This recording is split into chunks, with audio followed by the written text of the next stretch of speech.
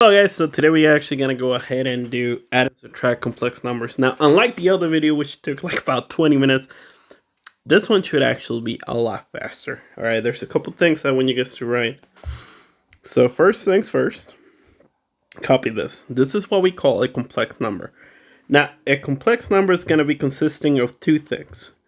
Thing number one that you're going to have to look at is your real number. Your real number is always going to go in the front. Now, your imaginary, that's what makes a complex number, it's going to be a real number next to an imaginary number is going to go second. Okay? And that's what we call a complex number. It has to have a real number as well as an imaginary number. Okay? A and B are numbers. Okay? Now, on B, what makes it imaginary is that we have an I right next to it. Okay? So that's just basic as we can get from there. Now, whenever you work in this type of problems, whenever we're adding complex numbers, what you really need to do is combine like terms. That's what we're doing. We've been doing this forever. Like, you've been doing this since, I don't know, maybe elementary school. So we're going to be doing the same thing. We're going to be identifying the real number and the imaginary number. And it's super easy. A real number is just going to be a number that doesn't have anything next to it. You see, A doesn't have anything next to it. The imaginary number is going to have a B next to it. All right, those are the different terms that we're working with. So let's go ahead and do number one. Now, I can tell this is an imaginary number. That's why I'm going to color it that way. And I know this one is also imaginary, okay? So we just combine them. So that's a 2, right? So you're just going to be basically looking at the coefficients, meaning there's numbers in the front. I'm going to put a 1 right there because there's an invisible 1. And then I'm going to go ahead and do the operation here, which we're going to do a subtraction. So what is 2 minus 1? It is 1. But don't forget, I need to put the I. Or you can just write it as I. And that's it. That is as hard as it gets. Let's do all the other ones that we have here. Number 3, same thing. I'm going to put a 1 right here. Like we mentioned before, this is an imaginary number. This is an imaginary number. I'm going to combine them. So 1 plus 3 is equal to 4. And don't forget to put the I. Boom. Now, we're going to keep going with the next one. Oh, guess what? Same thing. So we look at this one. 2. Both of them are imaginary. So that's 2 plus 2 is equal to 4. And I. Just like the top one. All right. So far, so good. Number 4. Ooh, I like this one. So again, imaginary. Imaginary. Now, you got to be careful here. This one's actually a -6, right? So whenever you have two negatives, if they're the same sign, I think I did a video on this for this week. If you have the same sign, you add them up, but you keep the sign. So in this case, we're going to have 2 plus 6, because they're the same sign, which is going to give me 8. Yeah. But we keep the sign, so it's going to be -8i. And that is my answer. Pretty easy. Okay. Those are beginning type of problems. Now let's go ahead and do a couple harder problems over here. Now we actually have a complex number. This is a complex number. We have a real number right here, and we have what? Imaginary. So I'm gonna color this one. It's gonna combine with that one. And do I have the other color? Let me go ahead and put the other color. There we go. What? Done. There we go.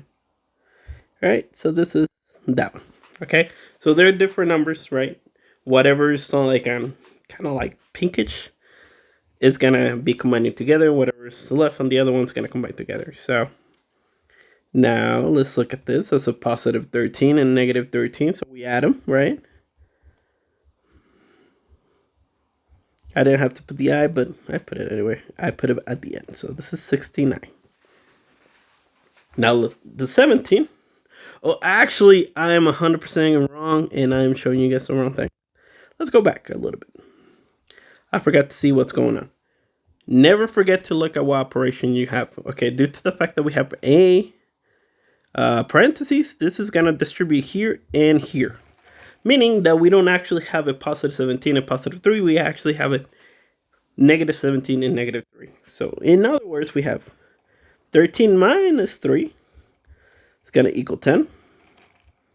And then on the bottom, we just have 17. So we put the number first. So I'm going to put in parentheses negative 17 and then plus 10i. Now, I didn't do anything with the 17 because I cannot combine it with anything. All I could do is just distribute that negative. All right, let's go ahead and do the following. Or let's go up because I forgot to do this one. Same concept. First, look at the minus. That distributes and that distributes. We're going to switch them.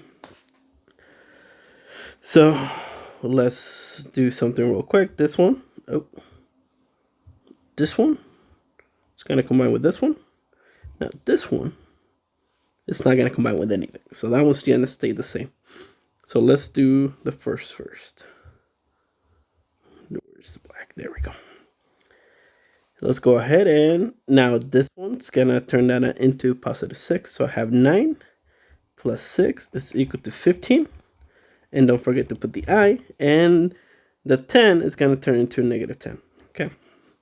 So if we put in parentheses, it's going to be negative 10 because we always want to put the real number first. Plus 15. There we go. That's my answer. Pretty easy, okay? Not too hard. 18, same concept. We're going to be looking at what we have. And in this case, we're adding. So I'm going to go ahead. This is my number. I only have one. And then I have...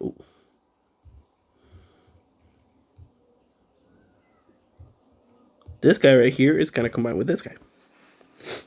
Okay. Now, the 12i and the 7i, they're different signs, so I subtract them. But I keep the sign of the biggest one. So 12 minus 7 is going to give me 5, right? And it's going to be I on here. 8 stays the same, so that one just stays the same. So my answer is... parentheses A plus 5i. That's my answer for this one. So a lot of this stuff is actually just looking at your like terms and combining them. Perfect. I like this one. So this one, find my i's. So that one and that one are going to combine.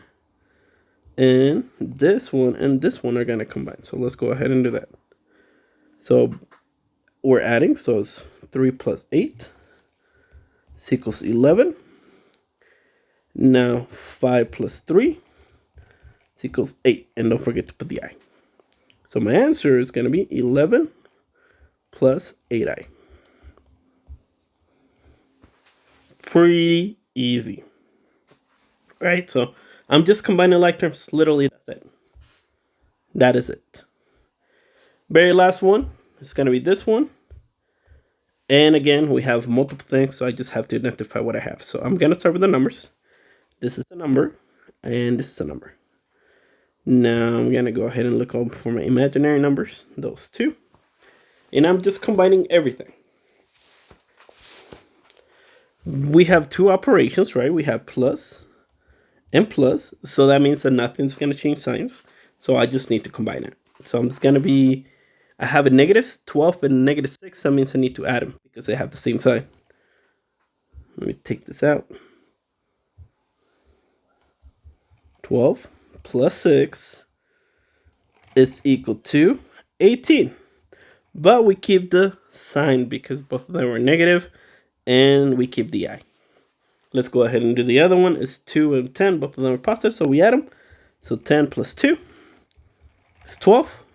Now we combine it. So it's going to be 12 minus 18i.